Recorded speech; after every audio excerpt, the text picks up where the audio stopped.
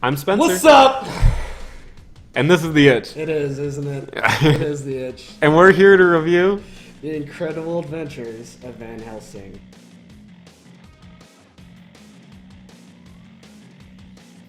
The free-to-play, or the free, for the month of December, Xbox game. Game initially came out, I think it was May 22nd, 2013. Oh my goodness. For PC. And then they had since updated the crap out of it. And from what I hear, the version we're playing isn't the updated version. It's not the updated version? I could be wrong, but that's what I think I'm saying. Why would they release... Let's get started with the story, shall we? Okay. You play as Van Helsing. Now, don't bother naming your character because they still call you Van Helsing. Oh, you can name your character? You can name your character, but you're still Van Helsing. And they go, Van Helsing, what do we do? I don't know. We should do blank. And you get to choose between one of 3 different classes. Too bad 2 of them are behind a paywall. What's that, you say? Yeah, $3.99 to play as the Arcanist or the Arcane Tosser or whatever, who walks around with a giant weapon. Now, when you say tosser, you're referencing the Salad, old English, your tosser? No, I'm referencing the new English, fucking $4 for a class. Oh my. A gameplay feature. So it's not really, I mean, it's a free game that they gave you for the month, but it's got paid And the game is normally $15. Okay. So what kind of sense does that make? I don't know. I don't see it. Now, so the game you play as Alucard. You have a little sidekick. Her name's Katrina, spelled with a K because it's cooler. And she essentially is like she's your companion for the entire game. She can transform into a corporeal form, help you take on some guys. You can build her stats, and obviously you have your own stats. Here's kind of a problem I ran into with the game, though. Uh-oh. Some stats don't make sense. And what I mean by that, before you guys freak out, what I mean by that is... They're freaking out. I played Arcanist, okay? When I'm playing Arcanist, I don't need to level anything else except for magic. So if I'm leveling only magic, why is there even a need to have a stat, thing? There's no skills that go to, There's physical damage skills, but it's based off my spell power. Okay. So what does it matter? My spell power is magic. Why do I need to put something into dexterity, if anything? Yeah. So a little kind of confusing about that. What about the gameplay itself? How does it go? The game functions like an isometric dungeon crawler. If you've played Diablo... Oh, really? Yeah, if you've played Diablo, you've played this game. And just a failed attempt at one. Oh. And here's why. Because the game has you going from town to town, kind of running around solving these quests and all that other stuff. Here's the thing about the game that I found weird. You have dialogue options in the game that don't really affect anything. You could just choose to not do quests. You'll be like, sorry, I'm not gonna help you. What does it matter? Why do I even care, right? I don't know if they're trying to impose some character onto it. Our peers, beware, because not only are you called Van Helsing, but you don't even have your own voice. He talks for you. So, that's kind of what brings me on into the graphics. They suck. They suck? They're really bad. I guess we'll have some footage. I've never actually seen the game, but we'll have some. It does not look that good. Especially when you zoom up, it doesn't look good, and it's really easy to tell that. You can see it when you load up the game. They zoom in on your character, which character you want to play? Did it run smoothly? I'm glad you asked, because I wasn't even going to mention this. See, here's the thing. I downloaded the game from the Xbox Marketplace, and the big problem that I run into is the game stutters. Not a frame rate issue, loading. It's loading as you go. Oh.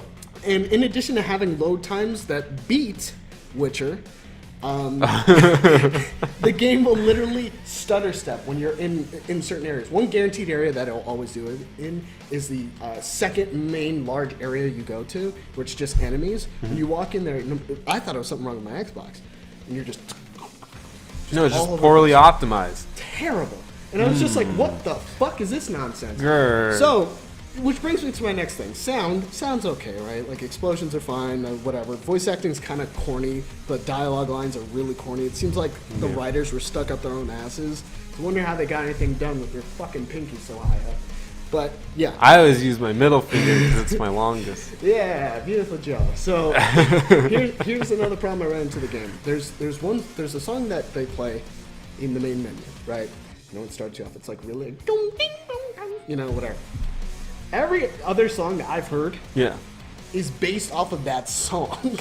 Oh, so there are It just sounds like that offshoots song. of that? Yes. Like if we could have gone more rock It's like with the it. DJ Khaled remix when you go to the industrial area, and then it's like, oh, this is the great remix when you're in the swamp. It's the same. It sounds the fucking same. Oh. Now, I mean that in a joking sense, but there's nothing really that's gonna catch your ear and make you go, So this is a game that you put it on, you start the game, you put it on mute, and then you turn on Netflix. and then you fucking watch Netflix. You catch up on all your favorite shows. You catch up You on watch Grey's Anatomy. You watch your Grey's Anatomy. You watch your Gilmore Girls. Yeah. You watch yourself some 90210. Friends is right. on there. Yeah. You go to town. But here's the problem another problem that I run into. Phoebe, you crazy. Shut the fuck up. Here's another problem I run into with the game. There's nothing memorable about it. The game tries to do too many things that come at you. Going back to the gameplay, halfway through the game, they go, "Hey, by the way, this is now a tower defense game, and you have to defend your lair Interesting. and set up this tower defense stuff." I didn't fucking do it because it doesn't matter. All I did was just wait around and blow the guys up as soon as they spawn. Yeah. And I got tricked into going back in there. Bamboozled. And there's only 3 waves. But guess what? Those waves literally last for 15 minutes each.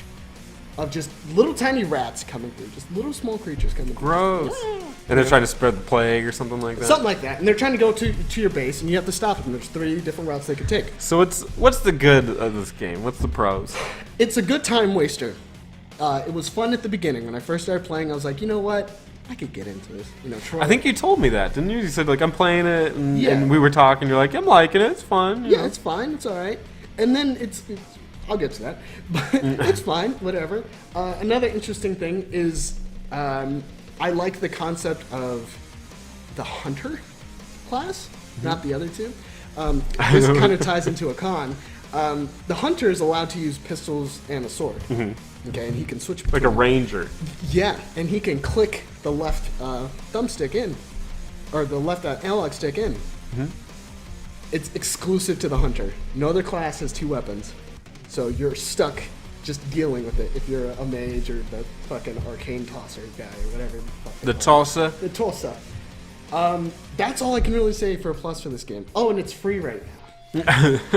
Free is always good. The negatives about this game. It is stuttery. Oh. It doesn't look good visually.